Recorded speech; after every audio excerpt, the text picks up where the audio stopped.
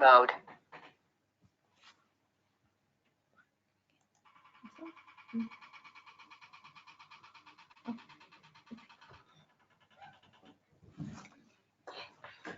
Good morning, everyone. My name is Gabrielle Shiner-Hill and I'm the course leader for fashion buying and brand management. Thank you for joining us today. I'm going to take you through an overview of our course. It's a very exciting course. We're a new one for Ravensbourne and we've just had our first cohort of graduates coming through in Graduate Fashion Week. So we've got lots of exciting news to tell you about. So first of all, I'm going to run through what fashion buying and brand management is. It's quite a long title. What does it encompass and what kind of career paths can you think of? I'll go through the USPs and the key facts, and then also why you might want to choose Ravensbourne. So our philosophy on the course, it focuses on the idea of concept to consumer, and we design with a rapidly evolving international fashion industry at the centre. We're getting business savvy and multifaceted graduates with a strong sense of entrepreneurial spirit, and our course aims to foster these skills with learning for employability. As I said, we're a new course. We've actually been written to fill a gap in the market within the university sector, because our course, the woman who wrote our course was finding that actually there were not trend-aware buyers out there within the industry, so that is why it has been written. So the course definition, what does concept to consumer mean? As you're sat here, we're all wearing clothes, we're all looking at products around us, and every one of those products has a journey. It's from the concept to consumer. So we're looking at trends, we're looking at manufacturing, we're looking at global sourcing, we're looking at market forces, and all of the ideas around those to get the idea from concept through to consumer. The kind of career paths that you can look for in our course is fashion buying, which is probably the career path you've most likely heard of, but also merchandising. Perhaps you like numbers and perhaps you enjoy analysing data. It's so needed in our society today. There's so much data that we have. So merchandisers are there to look at the what's selling well, what type of products are having to go to different stores, and also what's happening in amongst the world and where can we send those products. Visual merchandising, so how do those products look? What do they look like in store? Product developing, fabric buying and global sourcing, marketing and promotion, online roles, sustainability consultant, brand consultants and trend forecasters. And currently 25% of our 2018 graduates have all secured jobs before hand-in. That is in buying roles and merchandising roles, looking at places like Harvey Nichols, ASOS, John Lewis, House of Fraser, all of those kind of places.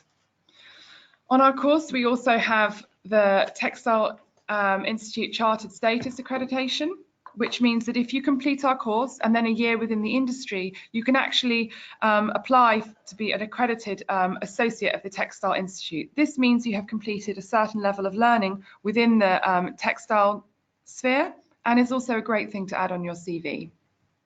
So the course, who are we and who is the team that's going to be teaching you? So first of all, I'm Gabby Shiner-Hill and I'm a textile consultant and designer.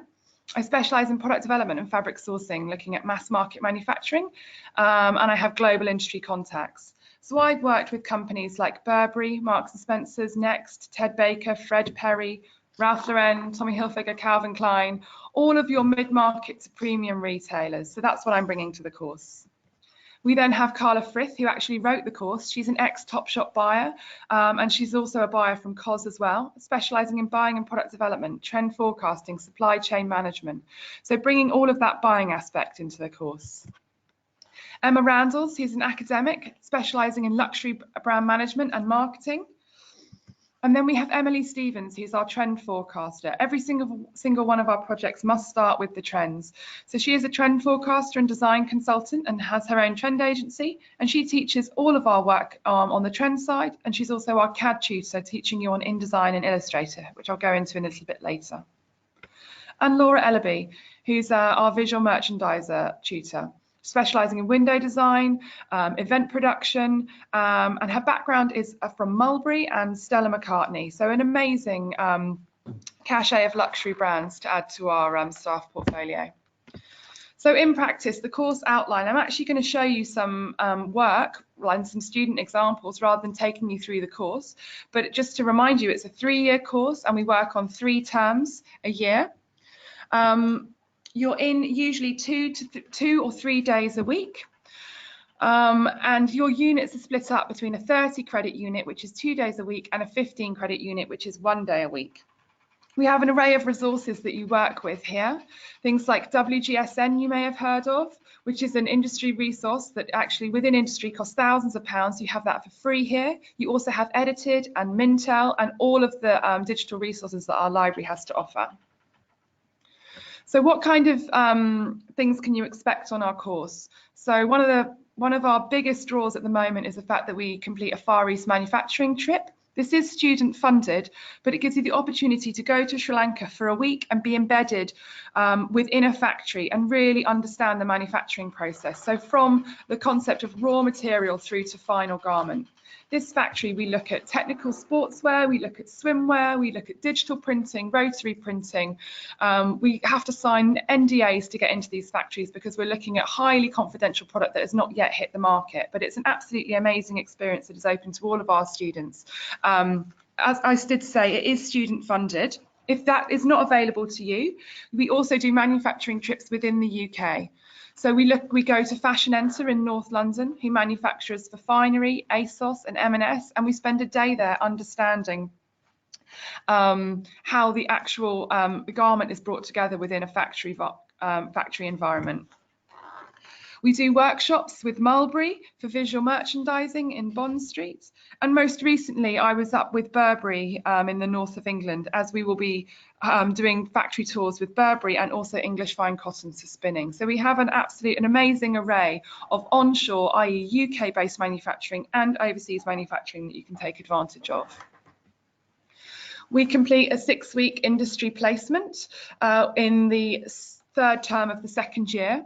This is supported by our careers agency and heavily supported by the tutors. And at the moment, our students are placing in some excellent companies. We're looking at Selfridges Visual Merchandising, John Lewis Buying, Balenciaga, Mulberry, Christopher Rayburn, Machine A, Skinny Dip. So whatever your level of the market you're interested in, if you're interested in streetwear, you can go to a streetwear brand. If you're interested in social media, you can go and work for a digital agency and work within the branding side of buying. There's many options that you can do within this industry placement. So work examples, and this is where I'm going to take you through actually how we teach on our course. So in the 1st term of the 1st year, the first thing we do is trend forecasting, because you cannot start any project within fashion buying and brand management if you don't understand trend forecasting.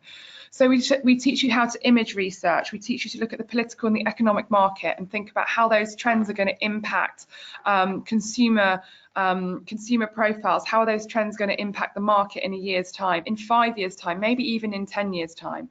So this is what we're getting you to look at, really research the world and the market to understand how those trends are going to impact those buying motives going forward. We look at Pantone colours, we look at descriptive words, fabrics, all of those kind of ideas, and we ask you to put together these trend reports. And this is the 1st term, 1st year project. Then we move on to product development. So we look at, and here you can see there's 6 CADs on the page. And what you can see is we've asked this student to break down the selling period. So how long is it selling for? What is the cost price that you bought it for? What is the retail price that you're selling it for? And what is the margin that you're making? At the end of the day, it all comes down to profit. Even if you're talking about sustainability, you've still got to understand what the profit margin is of your garment. You look at the colour options, you look at the quantities that you're buying, you look at the composition of the fabrics. All of those things we ask you to look at. We don't ask you to design these CADs, you can download them, but we do ask you to fill them with colour fills and interesting ideas. And they must be trend aware CADs and projections for the forward, projections for the buying market. So how do you actually consider those concepts? Like, how do you buy? We look at the fashion triangle and the Boston matrix. There's quite a lot of text on this page. I'm not going to ask you to read it all, but we ask you to rationalize all of your decisions within these reports. We look at production flow charts. So where has the raw material come from? How has the yarns been spun? How has the fabric been knitted? Which country has it been knitted in? You can see it's India here. Then where has it been sent to Sri Lanka, where you make the garment, and then even to your shipping and then into stores here. Testing is very important, and the sustainable analysis of every garment is rigorously criticised here. We look at trends again. So just to give you a bit of an idea, here's a project for DKNY that one of our students did. You put your head into the concept of being a buyer for DKNY, and then later on in the year we actually do collaboration projects with industry clients. Another trend idea here, so some students have a playful, they're into kids wear, they might be into bridal, swim, street. You really can have your own take on the projects that you do. We don't dictate the aesthetic feel, we just ask for an elevated look of your projects. Things like SketchUp we show you, so actually we can't show you the video right now, but it is on the website. But you will be doing 3D SketchUp for visual merchandising, which will show you how to create a 3D concept for a store. And also video content as well, which you can see from some of our final years, which will be up on the website soon. So many of our final year students actually created video content for their final major projects. So what work will you actually create? So there is no sewing or sketchbook. So if you are a frustrated designer that does not like pattern cutting, but you have a creative edge and you know that you want to be in fashion, fashion buying and brand management is definitely for you. I get lots of students who say, I've tried pattern cutting, it's not for me. That's absolutely fine. Come and be creative and think about fashion, think about buying on our course. Those are the kind of students we get. It's digitally generated and graphic work. We push you very highly on the digital side. We look at Illustrator, InDesign and Photoshop because you have to create industry standard reports. We get you making shop reports, concept boards and fabric stories, range plans, illustrated market reports, brand pitches, forecasting packs, and also fashion maths. There's no way around it. If you want to be a buyer, you have to understand fashion maths. We teach it from day one. It is very simple. If you have a maths GCSE, you can do our fashion maths, but you must understand it within the buying environment. Software that we look at is Photoshop, Illustrator, InDesign, and also the prototyping studio. I don't know if you've actually been to Ravensbourne campus, but we have an amazing prototyping studio, so we can look at 3D printing, laser cutting, all of those different ideas that are being used in the design sphere. And obviously Excel, Word and PowerPoint sort of goes without saying within fashion buying. So why Ravensbourne? We've got, what do our students say about us? So the consistent help and support, real life examples of the industry experience gives us a real understanding, and a variety of guest lecturers providing different perspective on various industries. So our guest lecturers come from Mulberry, they come from Ralph Lauren, ASOS, Office. Every single one of our units is supported by a guest lecturer who's working in the industry at the time, as well as most of our members of staff also work within the industry while teaching as well. So we are constantly updating our course and bringing live industry relevant examples to you as students. So we have a Textile Institute Chartered status option. Colour discrimination certification. Colour is key and we are very, very hot on it here. Study trip to Sri Lanka and London factories, transferable skills. So the kind of feedback we're getting from GFW, from Graduate Fashion Week, from the industry, is that our students are highly skilled and can turn themselves to buying roles, merchandising roles, product development roles, and even garment technology. The Adobe Suite is free for all of our students, and you get a £300 laptop bursary. And then our industry collaborations. So we've collaborated with Wrangler and Lee most recently in the last 2 years. And again, you can see those videos on the websites where you can see our collaboration projects.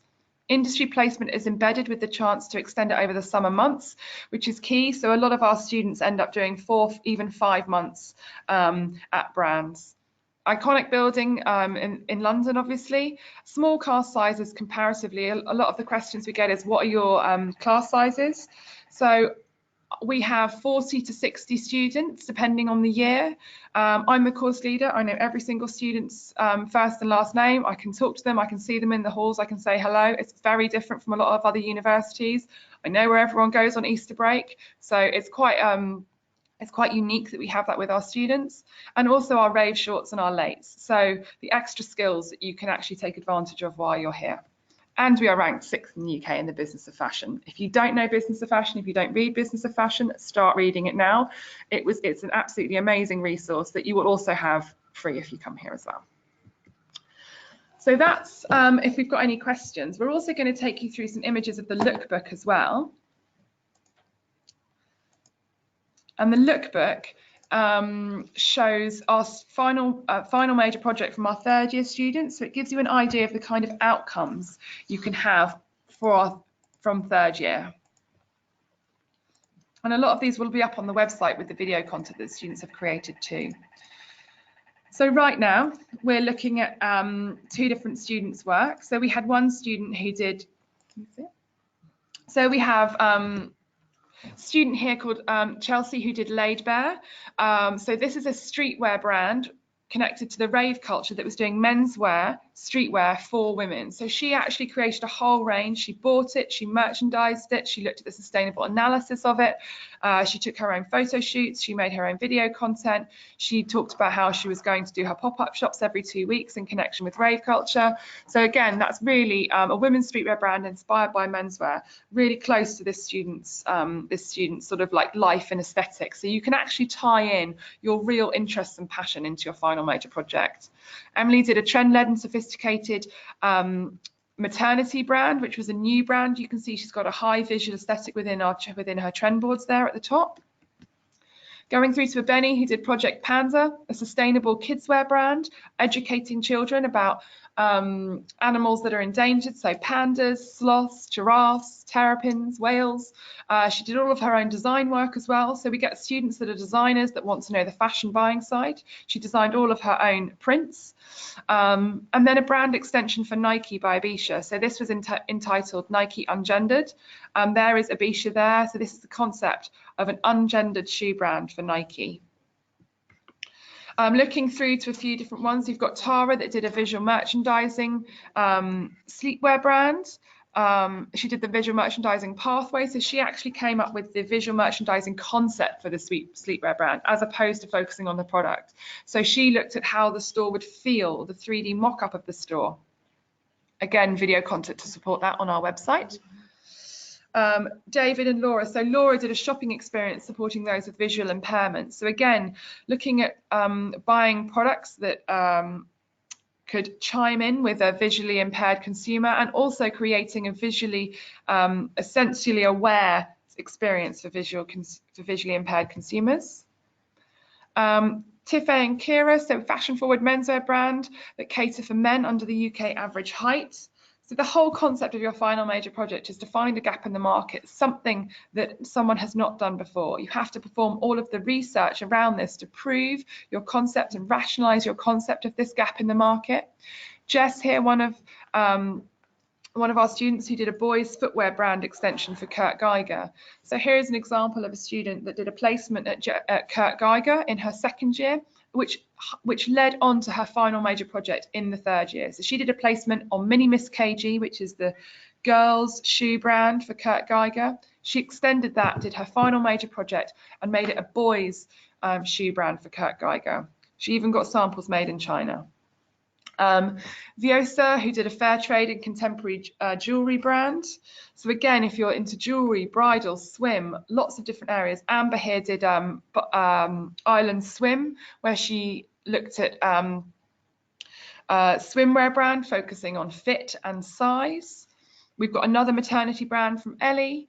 Brown's Archive, which is looking at the resale market. So the concept of Brown's buying sort of like the hyped vintage pieces, so maybe the one-off pieces, Margiela pieces, the Dior pieces that are really, really rare in the market. So she had that concept. Ellie May had a footwear brand with a written print publication to go alongside it. And then Worthy, an inclusive adaptive streetwear brand. So Worthy is a streetwear brand for abled and disabled people. So the whole idea of an adaptive streetwear brand is very new within the market, very few competitors. And actually on the back of this, Ellie got to the final shortlist of Graduate Fashion Week for the New Business Award. We actually had four students shortlisted in Graduate Fashion Week. We had the Vivienne Westwood Sustainability Award by Abeni. We had the Mother Care Design Award for Abeni.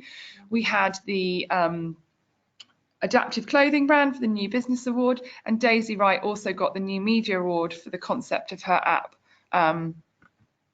Fashion Connect, which I'll go through to now. Lynn did a brand extension for Zara, so Zara Petite. And then taking through to Daisy Wright, who had on the left here, so a social networking app tailored to the fashion community and designed to help students break into the fashion industry. So this student actually designed an app to connect students with businesses, and she is taking that app to market. So as I said, you really can explore, and you can start your businesses. If you want to start a business, if you've got an entrepreneurial spirit, you can start your businesses here at Ravensbourne. One of our students has also won a place in incubation, which is where they get a year's business support, and they are on site in Ravensbourne a year after they've graduated, so they can grow that business and take it to market. And finally, Hannah here, who did a Christian Louboutin brand extension into kids wear shoes. She actually went to the experiential side of the final major project, but a brilliant project there. So that's coming towards the end of our webinar. Just wondering if there's any questions.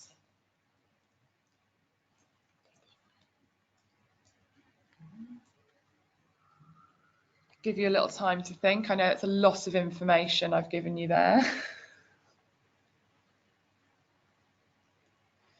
So one of the questions is the difference between fashion promotion and fashion buying and brand management. So you'll see that in the fashion department at Ravensbourne, we have 4 courses: fashion design, fashion accessory design, fashion promotion, and fashion buying and brand management. So the difference is fashion buying and brand management is all about the product before it goes to market. So really the buying of that product and the managing of that product to market and the initial marketing. Once that product is made, you hand it over to fashion promotion, and that's where you do the campaigns, the marketing, the story behind it, the emotional engagement.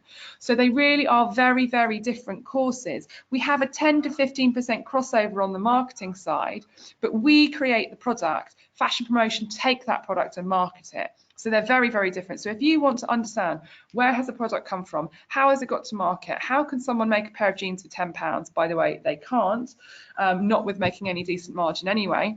So that's the difference between fashion buying and fashion promotion. Any other questions?